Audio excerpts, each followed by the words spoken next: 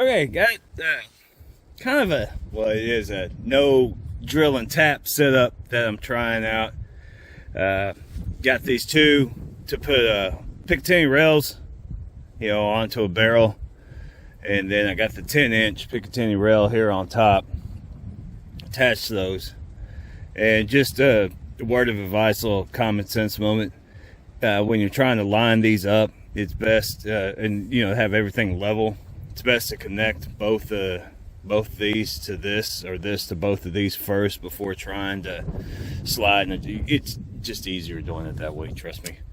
And then I got 45 up there with a light. This is just temporary.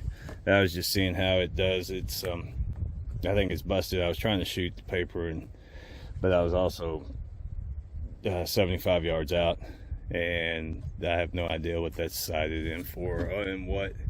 But it was hitting dirt before the paper, and I didn't bring enough slugs out to keep going with it, so I'm not even going to waste these.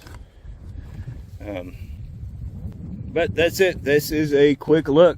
You just find these on Amazon, and then you got the 10-inch. I'm probably going to go with the scope on here, and like you said, there it goes. And just something different, bringing an old New England into the tactical age, I guess.